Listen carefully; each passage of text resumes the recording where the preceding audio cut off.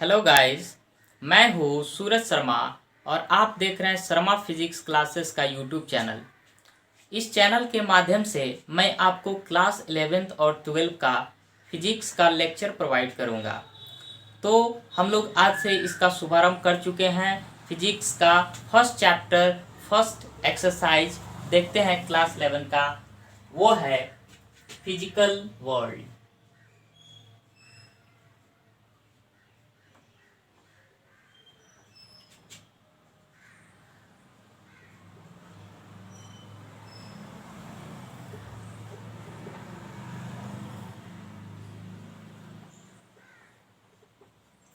भौतिक जगत क्या है, फिजिक्स क्या है, फिजिकल वर्ल्ड, इस चीज को हम लोग इस वीडियो के माध्यम से समझेंगे।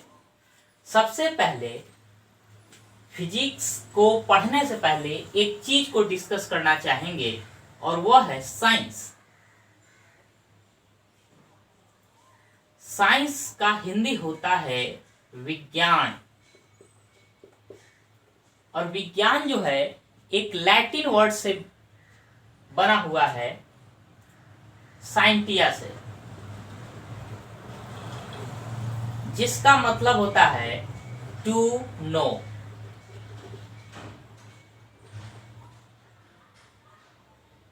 यानी जानना। अगर इसको देखा जाए संस्कृत में, तो संस्कृत में विज्ञान और अरबिक में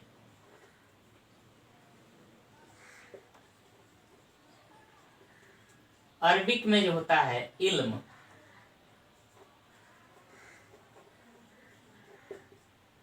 एक जैसा ही मीनिंग देता है, नॉलेज यानी ज्ञान।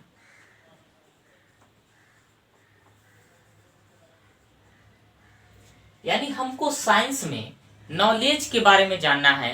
किस चीज का नॉलेज? तो हम अपने चारों तरफ जो दुनिया है, फिजिकल वर्ल्ड है, इस चीज का नॉलेज हम लोग इसमें जानते हैं। सबसे पहला हम लोग इसका डेफिनेशन देख लेते हैं।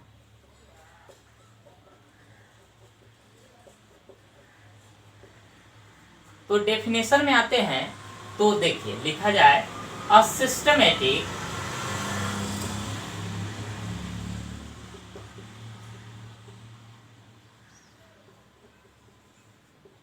knowledge of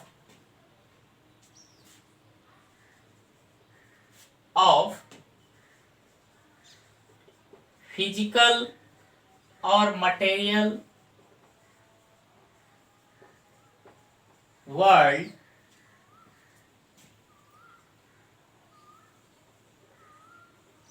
gained through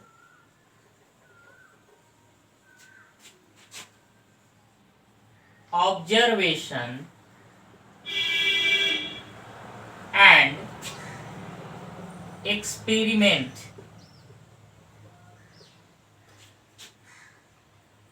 is called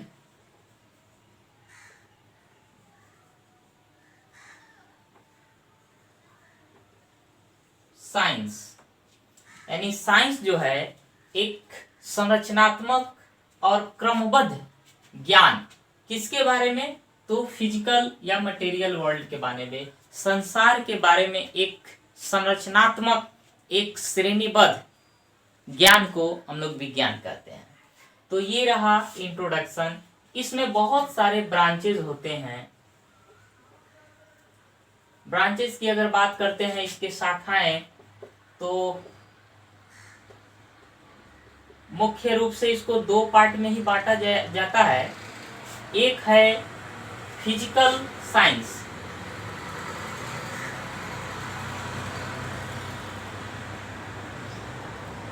और दूसरा है बायोलॉजिकल साइंस या नेचुरल साइंस।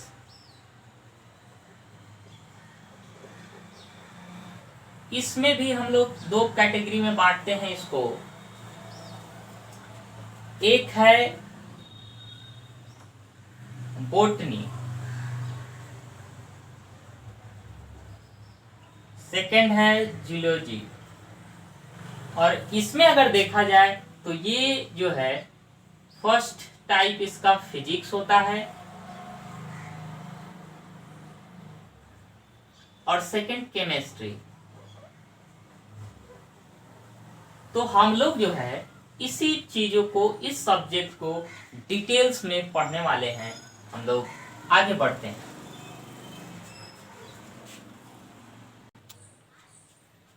आगे देखते हैं, ये जो शब्द लिखा हुआ है ये सबसे पहले 15th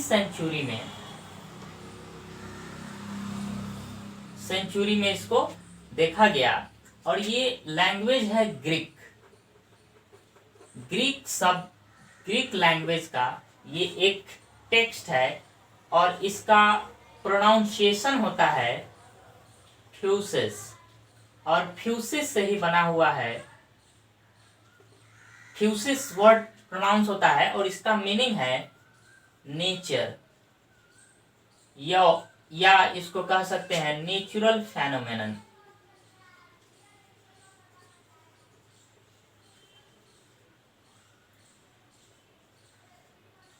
नेचुरल फेनोमेनन। तो इस तरह से हम लोग देखा जाए तो फिजिक्स को नेचर से लिया गया है, इसलिए हम लोग नेचर के प्राकृतिक से और प्राकृतिक घटनाओं के बारे में अध्ययन करते हैं मुख्य तरीके से फिजिक्स में। इसका डेफिनेशन हम लोग देख लेते हैं। तो डेफिनेशन इसका होता है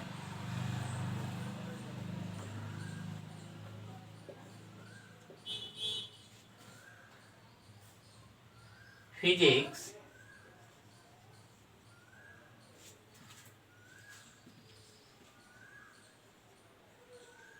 is the branch of science in which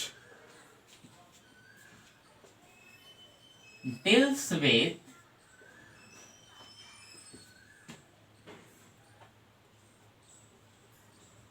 study of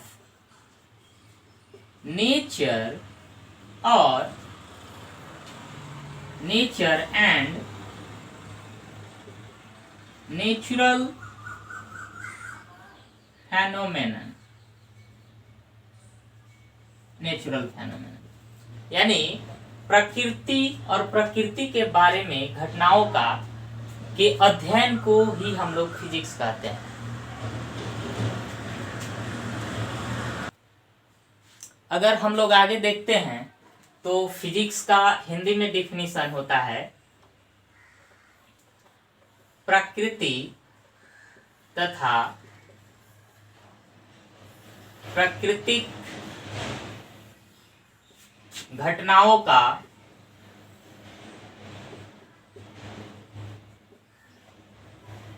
अध्ययन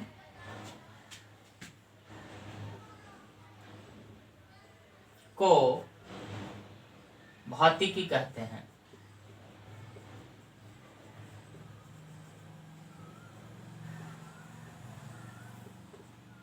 यानी संस्कृत में ये भौतिकी है और भौतिकी जो है फिजिकल चीजों से लिया गया है।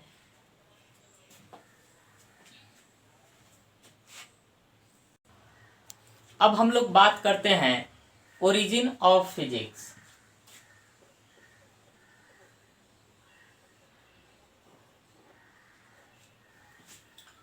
origin of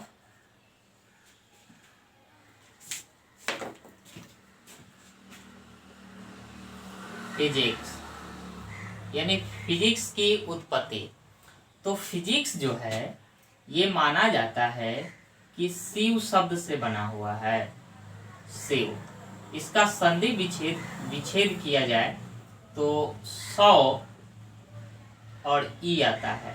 100 मीन्स मैटर यानी पदार्थ और ई मीन्स एनर्जी, ऊर्जा। तो इस तरह से भी हम लोग फिजिक्स का डेफिनेशन एक देते हैं। आइए समझते हैं। Physics is the branch of science in which deals with matter, energy and their mutually interaction. Mutually interaction मतलब ये हुआ कि भौतिकी विज्ञान की वह शाखा है जिसमें हम लोग पदार्थ, ऊर्जा और उसके परस्पर क्रियाओं का अध्ययन करते हैं।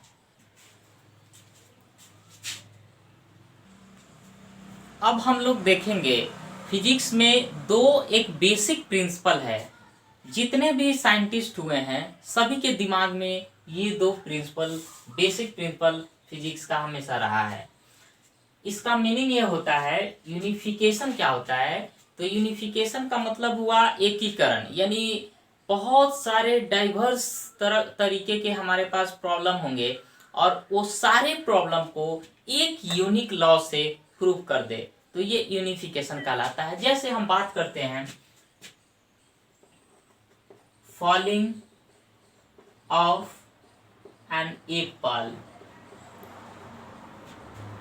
उसके बाद मूविंग ऑफ मून, ये सारे जो है ग्रेविटेशन के लॉ पे हैं।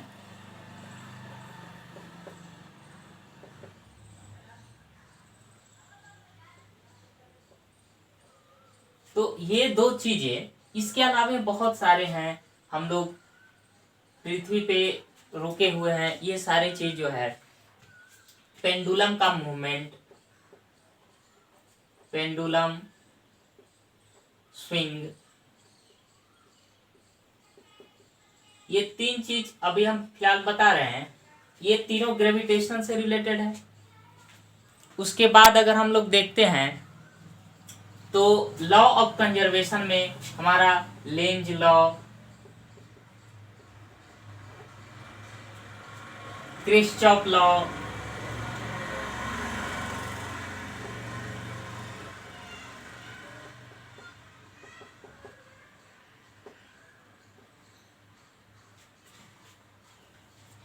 बर्नौलीज थ्योरम, ये सब है लॉ ऑफ कंजर्वेशन।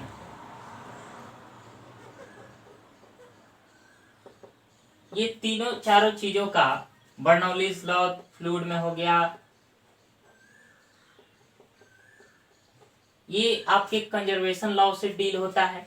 तो ये है यूनिफिकेशन, यानी बहुत डाइवर्स तरीके के प्रॉब्लम को एक यूनिक लॉ से इसको प्रूफ कर दे, इसको साबित कर दे, ये यूनिफिकेशन कहलाता है।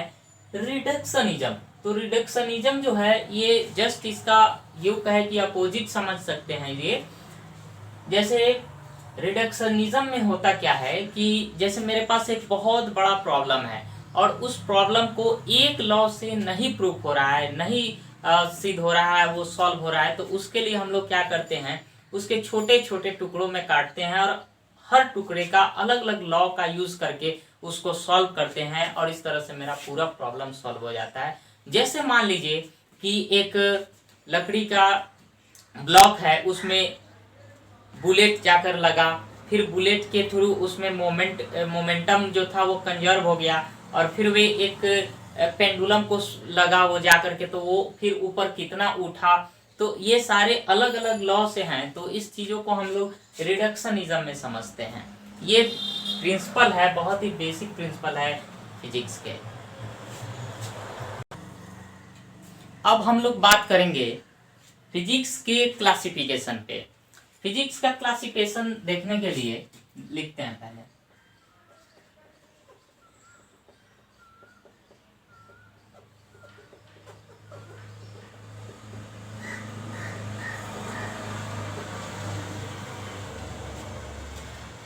क्लासिफिकेशन में जो होता है इसको दो तरीकों से बांटा गया है।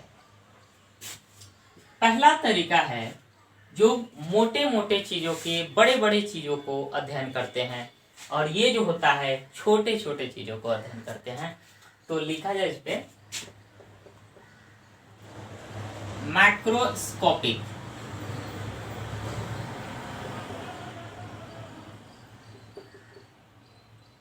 और इसी को कहा जाता है क्लासिकल फिजिक्स।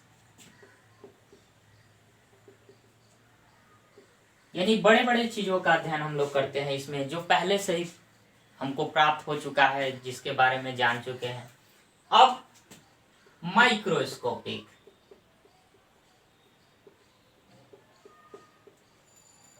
इसी को क्वांटम और मॉडर्न फिजिक्स भी कहा जाता है। ये जो है 19 ईस्वी के 19 जो है 100 के बाद पहले इसके पहले जो भी फिजिक्स के लॉ बने हैं उस चीजों को इसमें हम लोग स्टडी करते हैं। एंड आफ्टर 1900 इसमें जो हुआ उसके बाद के बारे में हम लोग इसमें समझते हैं। ये छोटे छोटे चीजों का अध्ययन करते हैं इसमें, जैसे हो गया इलेक्ट्रॉन प्रोटॉन का एटॉमिक स्ट्रक्चर हो गया, ये सारी चीजों को। और इसमें जो पढ़ते हैं हम लोग, इसमें बड़े बड़े चीज़ों का अध्ययन करते हैं, जैसे कार हो गया, बस हो गया, ये सारी चीज़ों का चलना किस तरह से है, फ्रिक्शन हो गया, ये सारी चीज़ों को हम लोग पढ़ते हैं। तो इसमें फर्दर ये क्लासिफाई किया गया है, टोटल 4 टाइप से बांटा गया है। सबसे पहला जो पार्ट इसमें आता है वह होता है मैकेनिक्स। सेकेंड नंबर पे आता है इलेक्ट्रोडायनामिक्स, थर्ड पे थर्मोडायनामिक्स,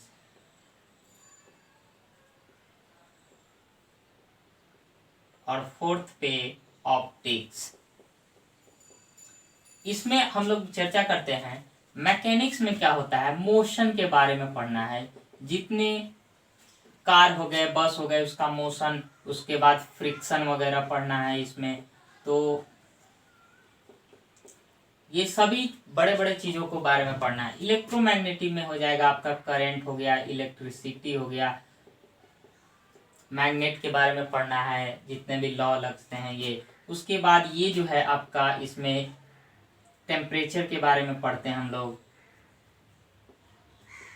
टेम्परेचर एंड हीट के बारे में इसमें स्टडी करते हैं। और ऑप्टिक्स में लाइट के बारे में स्टडी करते हैं। ये हो गया आपका माइक्रोस्कोपिक। और इसमें आते हैं तो इसमें 2 ही सब कैटेगरी में बांटा गया है। सबसे पहला है रिलेटिविटी एंड सेकेंड है क्वांटम।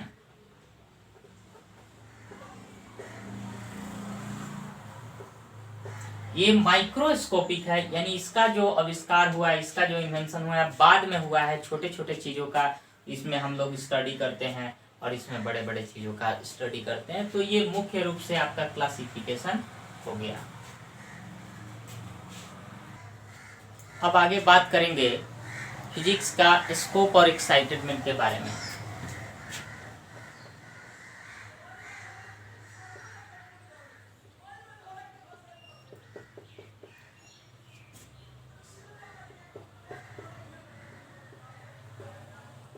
स्कोप और एक्साइटमेंट में बहुत ही फिजिक्स का वास्ट रेंज है। इसमें हम लोग डिस्टेंस में अगर देखा जाए तो in physics the study of length is vary from 10 to the power minus 30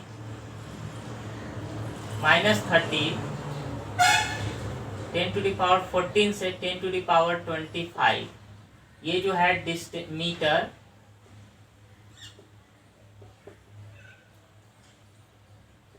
size of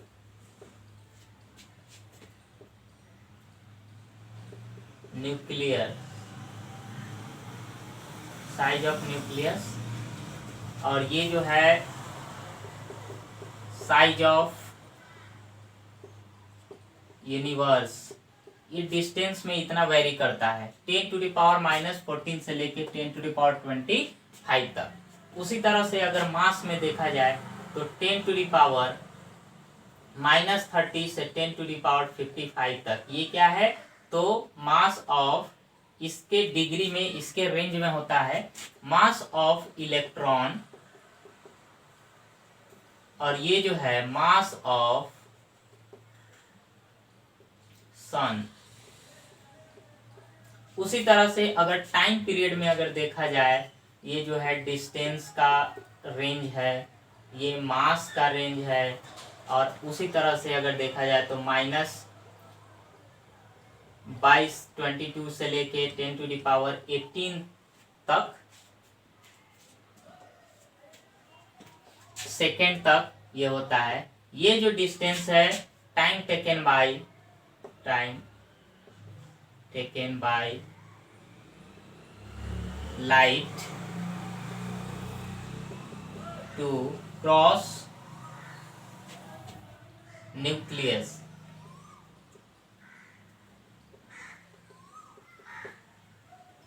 nuclear distance, और ये जो है लाइफ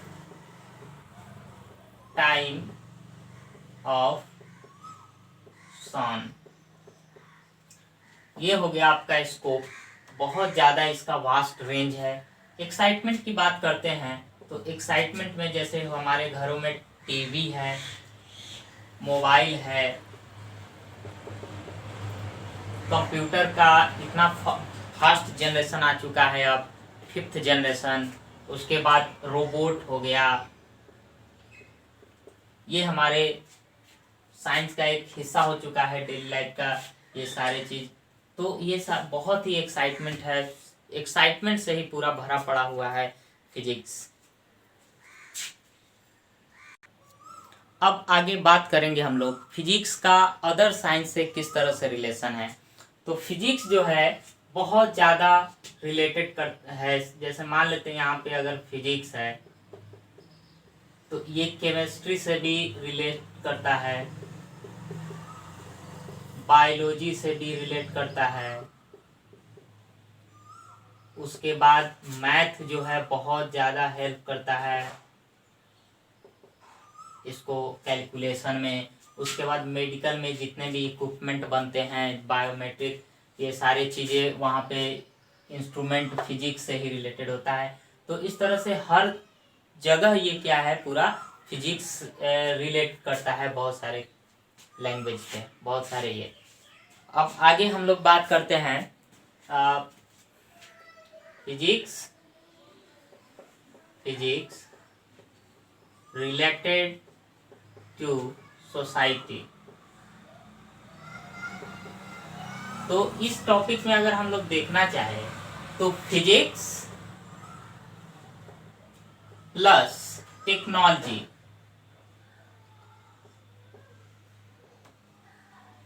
ये दोनों मिलकर ही सोसाइटी बनता है। सोसाइटी का कल्पना नहीं कर सकते हैं फिजिक्स के और टेक्नोलॉजी के बिना। जैसे कि आज के ज़माने में अगर हमारे पास कंप्यूटर ही है तो कंप्यूटर जो है ये क्या है, यहाँ पे पूरा का पूरा टेक्नोलॉजी है, ठीक है। तो सोसाइटी में और इसके बहुत सारे एप्लीकेशन है। जैसे मान लेते हैं हमारे, सबसे पहले इस टेक्नोलॉजी को हम लोग डिफाइन करेंगे। तो ये टेक्नोलॉजी क्या होता है, टेक्नोलॉजी होता है जब फिजिक्स के लॉ को जब अप्लाई कर देते हैं अपने पर्पस के लिए, हम अपने उपयोग के लिए, तो वो टेक्नोलॉजी हो जाता है। तो टेक्नोलॉजी का डिफिनीशन हो जाता है, टेक्नोलॉजी इज द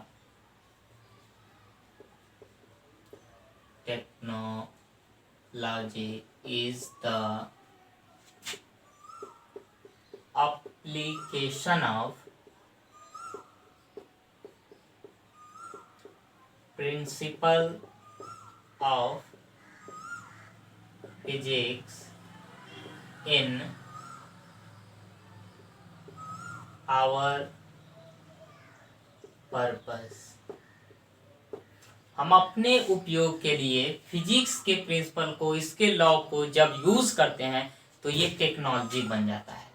जैसे अगर हम लोग बात करते हैं टेक्नोलॉजी में, जैसे इलेक्ट्रिसिटी जनरेशन अगर हो गया, इलेक्ट्रिसिटी जनरेशन। तो ये जो है ये इलेक्ट्रोमैग्नेटिक इंडक्शन के प्रिंसिपल पे बेस्ड है।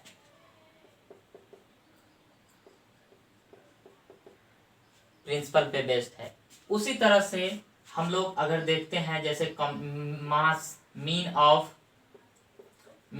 कम्युनिकेशन,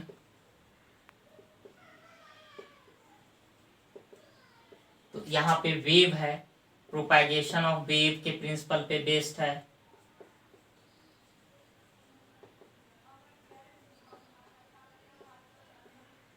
उसी तरह से मीन ऑफ ट्रांसपोर्ट की अगर बात करते हैं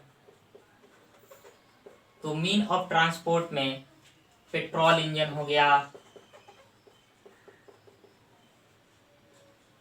डीजल इंजन हो गया, ये सभी थर्मोडायनामिक्स के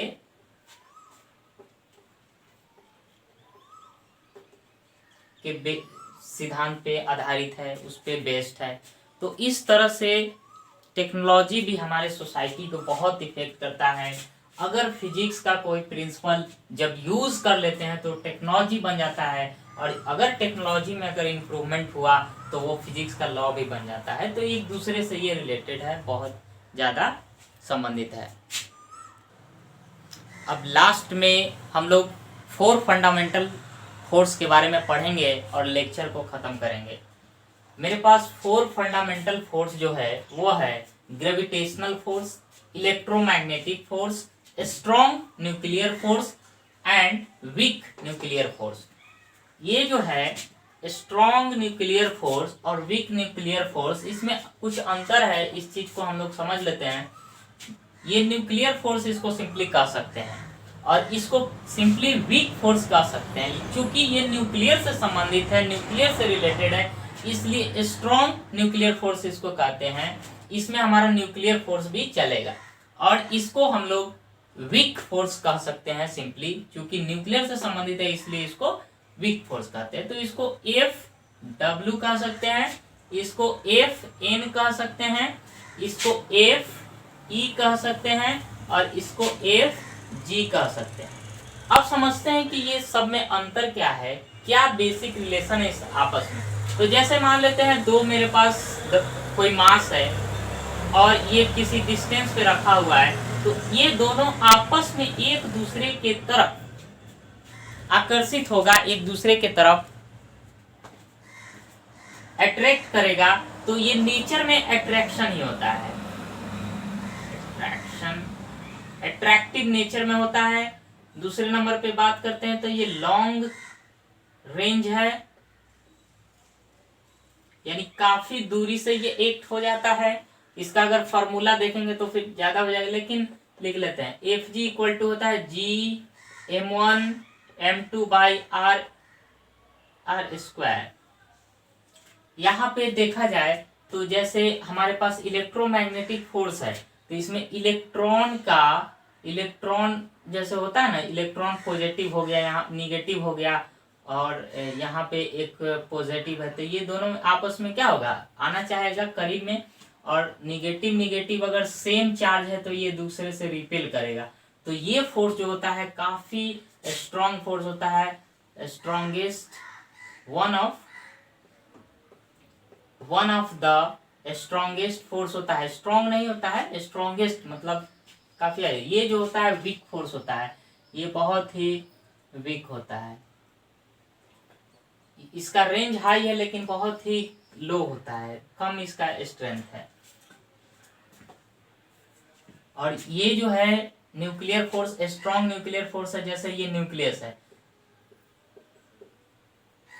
तो न्यूक्लियस में क्या होगा, न्यूट्रॉन होगा, प्रोटॉन होगा, न्यूट्रॉन होगा, प्रोटॉन होगा, न्यूट्रॉन होगा। ये सब आपस में क्या होता है, ये टूटता नहीं है, एक जगह रहता ही है। तो ये जिस फोर्स के थ्रू ये कनेक्ट होते हैं, अट्रैक्ट होते हैं, उसको स्ट्रॉन्ग न्यूक्लियर फोर्स कहते हैं। ये सबसे ज्यादा स्ट्रॉन्ग होता है, this is strongest force. And ये वाला जो है ये वीक फोर्स होता है। जैसे हम लोग बात करते हैं वीक फोर्स में, तो जैसे इलेक्ट्रॉन हो गया, अंदर में ये हो गया पॉजिटिव और इसके इलेक्ट्रॉन है, तो ये क्या होगा, इलेक्ट्रॉन चक्कर काटता है, तो जिस फोर्स से ये करता है ये वीक फोर्स होता है। इसमें अगर हम कंपैरिजन करना चाहे तो सबसे ज़्यादा जो वीक होगा ग्रेविटेशनल फोर्स होगा, फिर उसके बाद हमारा ये आ जाता है Fw हो जाएगा, और इससे थोड़ा सा अगर देखा जाए तो Fe हो जाएगा, और सबसे स्ट्रॉन्गेस्ट फोर्स होता है ये Fn। तो ये रिलेशन हो गया इसमें। उसके बाद अगर इसमें देखा जाए, ठीक है, ये टॉपिक यहीं पे खत्म होता है और फिजिकल वर्ल्ड ये चैप्टर कवर हो गया, ये टोटल आपका इसमें। उसके बाद जो भी क्वेश्चंस है इसमें उसको हम लोग देखेंगे। एक्सरसाइज वाला क्वेश्चन HC वर्मा का हो गया, NCERT का हो गया, नेक्स्ट लेक्चर में आप लोग देखेंगे। थैंक्स फॉर वॉचिंग, धन्यवाद।